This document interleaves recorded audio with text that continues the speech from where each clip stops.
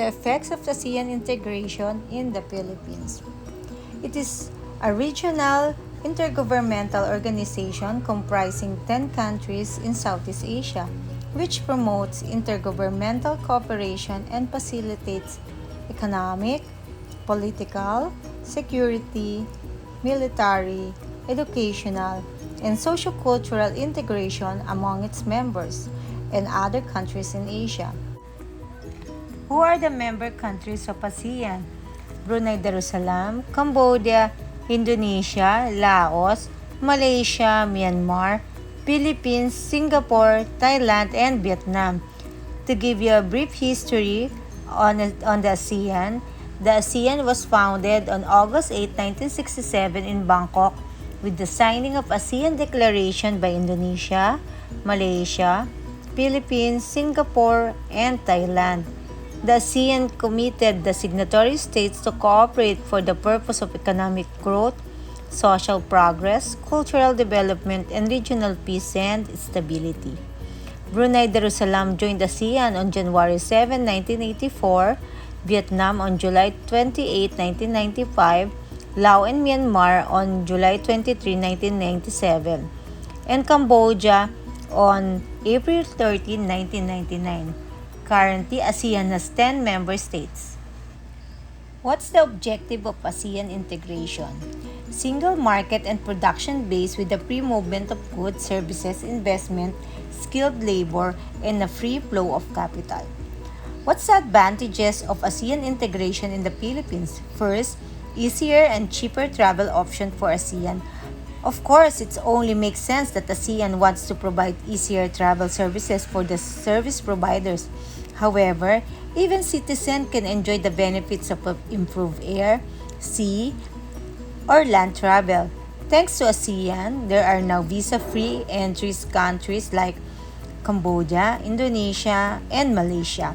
Last October 2017, during the 23rd ASEAN Transport Minister meeting, members signed several plans to improve transportation within the region. Second, cheaper goods and services.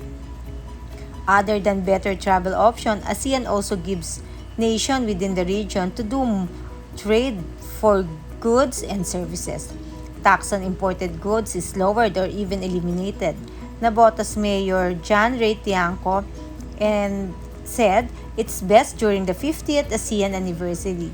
A fully implemented ASEAN Economic Community could mean lower taxes and tariff for imported goods, and this in turn could lead to lower cost of living and a greater purchasing power for us. Third, more and better jobs. With the progressive dynamic between the ASEAN region, with easier and cheaper travel options, goods, and services, it only makes sense that it comes with the extended bonus of better employment opportunities. Take note, the continent makes up one-third of global GDP. We can only expect that Asia will keep doing what it can to maintain and exceed this performance. It's only highly beneficial to the country's IT industry, seeing as how Asia has 700 million digital consumers. In fact, by 2025, the sector is expected to grow 500% to $200 billion. One of the ASEAN's goals, after all, is to decrease unemployment and underemployment across the region. Fourth, more study options. The Filipino would have more access to better jobs if they are better equipped for their emerging roles. Thankfully, even the country's education would be enhanced because of ASEAN integration. For instance, last August 2017, Canada's Minister of Foreign Affairs announced in the ASEAN Regional Forum in Manila that they would be offering a 10 million scholarship program to support post-secondary student and mid-career professional from Southeast Asia. The National University in Singapore offers scholarship for ASEAN countries for graduate coursework. There are only a few of the examples of quality international support for the Filipino students. Fifth, the improved Philippines. ASEAN contributes to the advancement of the Philippines as a whole. Because of the incredible support from the Southeast Asian nation, the country is better prepared for globalization. With the Filipinos' way of life eventually improved, it will be no surprise if the economy continues to perform well in the next few years. ASEAN is one of the many reasons why the Philippines is a good and stable place, and potential investors, businessmen, and its citizens needs not to worry about the country's stability. The Association of Southeast Asian Nations has set December 31, 2015 as its target date for the regional economic integration, including a single market and production base with the free movement of goods, services, investment, and skilled labor, and the free flow of capital. Why? It increases competitiveness, narrow development gaps, and improve resilience against external shock. Now, let's talk about ASEAN integration on Philippine education. What is the impact of educational system in the Philippines and member countries? The ASEAN Integration 2015 compels member countries to align and harmonize their educational system with each other. How will it affect an individual preferred professions or career?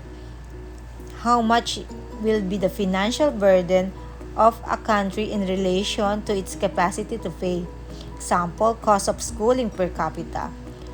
What will be its expected impact to the culture and social standing of the population?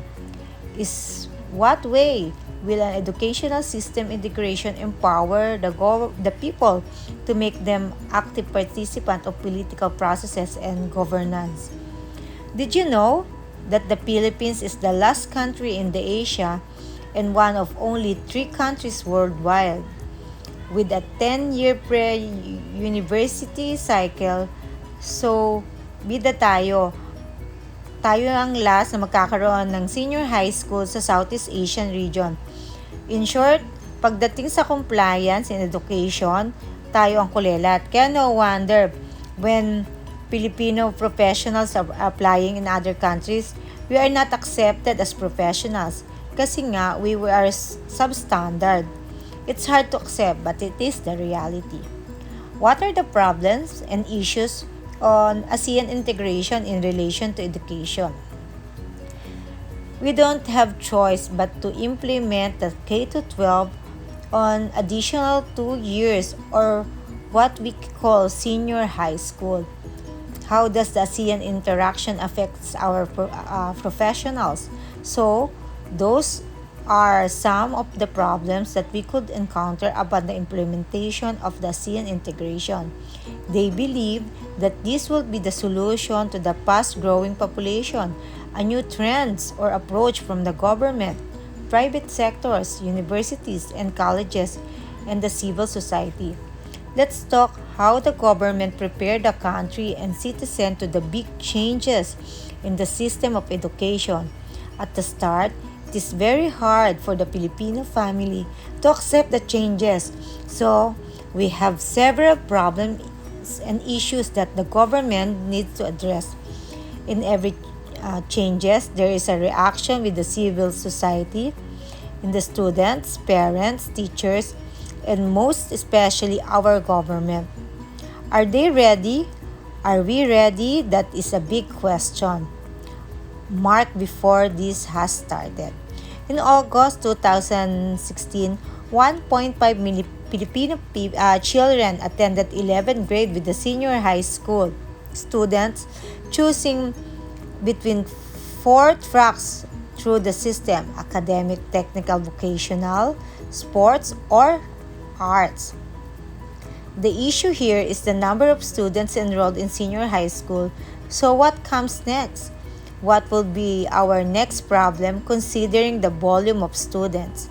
According to DepEd, the projected number of classrooms by 2015 before the implementation of the K-12 program should be 41,728. There will be an additional classroom, not to mention other facilities, manpower, and this is a lot of money. DepEd lacks resources to address its current input shortages. With K to 12 and its added resources needs, how will it will be addressed? In input shortages will be wiped out before the end of 2013.